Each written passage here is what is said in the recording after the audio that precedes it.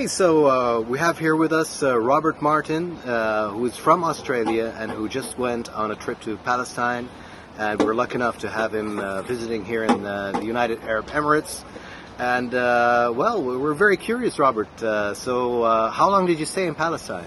I was in Palestine around 10 days, travelling all around different parts, especially in Bil'in and Ramallah.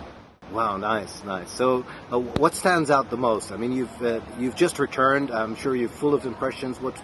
Which thing just there are pops so into many. your mind? Yeah. There are so many things that stand out. But the one thing that stood out was the Palestinian strength and the hospitality that they open, their lovingness, and the way they are so family orientated, so welcoming, incredible. All the things that you hear, all the things that you read, so wrong. They are incredible people, strong people. I felt like I was at home with a family. Unbelievable, incredible. I want to go back. Yeah, I can imagine. I want to go back too. Come with me.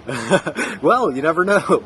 We might just do that. So, Robert, was there anything? Was there a moment when you were really scared, or a moment where you felt really confronted by the things you were seeing? The first day that I got there, I went to Hamdi Abu Rama's house, who is a very, very good photographer. He walked me around his village. He showed me a memorial where his cousin was killed, and then he showed me the wall. Within 30 seconds, there was an armed vehicle there. Now, there's two walls. There's the apartheid wall, which is horrific to see. Then there's a barbed wire fence, so you can't even get to the wall. I would have been 50 metres from there. An armed vehicle came with 3 Israelis. The first thing that they did was say, "Go away. You're not welcome here." I asked why. Why not? I'm not doing anything wrong. I'm having a tour of Bil'in. The next thing I had was an M16 pointed straight at me, which was really confronting. This doesn't happen anywhere I've been in Australia. Absolutely I was scared. But I needed to find out more. Was I scared? Absolutely. I refused to leave because I wanted to ask them questions. Well, the next thing was that I had an object thrown towards us, which was one of their, like a shotgun bomb, which is designed to scare you, and it was horrifically loud. I didn't move. I wasn't going to move. I wasn't going to be intimidated because I wanted to feel how the Palestinians feel. He then told me that if I didn't go, he would shoot me. It was then that I told him that it probably wouldn't be such a good idea because I had a camera on the hilltop and I had a microphone. And I'm an international person, and if he wanted to become internationally acclaimed for shooting an Australian, to do it. At this stage, they didn't know what to do. They did not know what to do. 3 of them started talking, saying all sorts of things. We couldn't overly hear them. Well, then another vehicle came. There were 2 vehicles.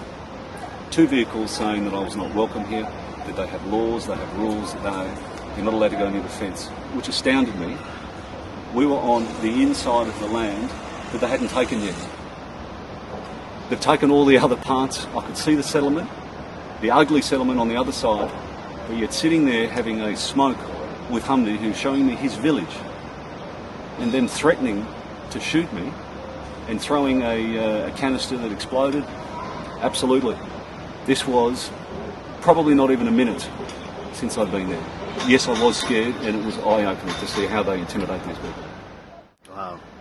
Yeah, well, I'm sure you'll remember that for the rest of your life. Would you do it again? 100%. My plan is to go back very, very soon because amazingly, after you have an event like this, you know, you're a little bit shaken up. Well, you go back and you have coffee and you have cigarettes and you have laughter and you meet the children and you're welcomed in your home like your own family. Absolutely makes it worth it. Absolutely. I'm going to do everything I can to expose what they're doing to these poor people. So, was anything you saw really unexpected? I mean, I'm sure you had a pretty good idea about the situation in Palestine before you went there. Was there anything that you saw where you thought, well, I never imagined this? 3 days straight. After that event, the next day was Friday. In Bil'in, I don't know if people know, but they have I wouldn't call it a rally and I don't call it a protest. It is basically a peaceful march, remembering the atrocities that's happened, remembering family that have been killed. They had organised the event. We had gone 10 metres, maybe 10 metres, a long way away from the fence, a long way away from the memorial. a lot of what I call white people that had travelled over to see. And before I knew it, there was tear gas being shot at us. I was flabbergasted.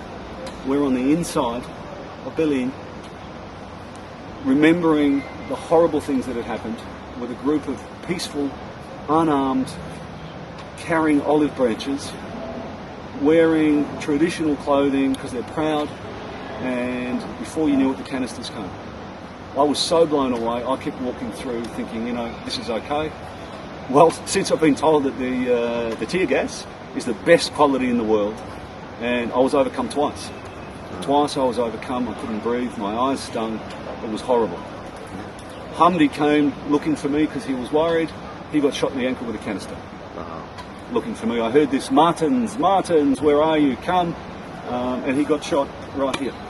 Right here, and part of his jeans were burnt. This is how hot these things are. So I continued, once I'd been overcome, I went back down and started walking towards, there were 4 tanks, probably 15 soldiers.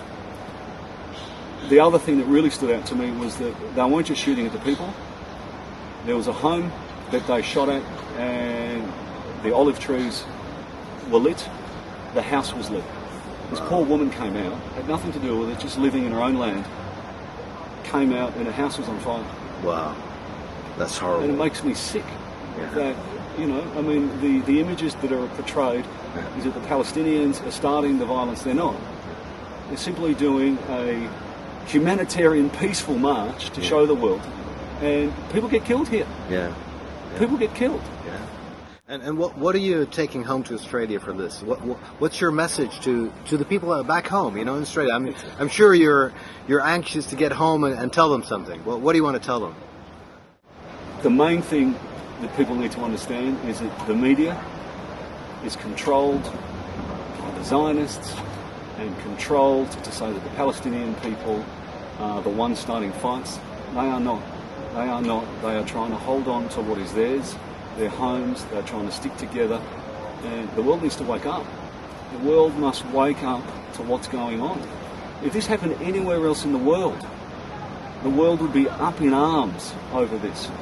If I had been shot, I know what would have happened. I would have made all the world newses saying, oh my goodness, Israel's done this, Israel's done that. There's no difference.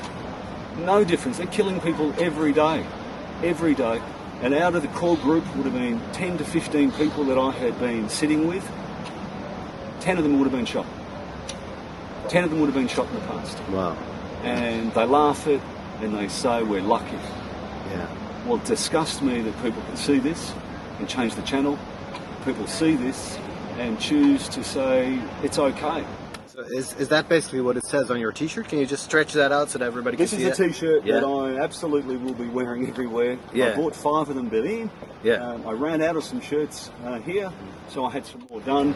And I was so angry with Israel that I walked out through Israeli customs wearing this. Wow. Because I wanted to see the harassment and I wanted to show the world the harassment. I'll be wearing this shirt everywhere. Great. I wish I was Palestinian.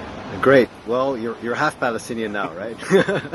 So thank you very much for giving us sharing your experiences with us, and we're looking forward to seeing more of you. Thank you for giving me the opportunity to meet you. Anytime, Robert. Appreciate it. Anytime. Thank you. Yeah, you got to do that again. All right.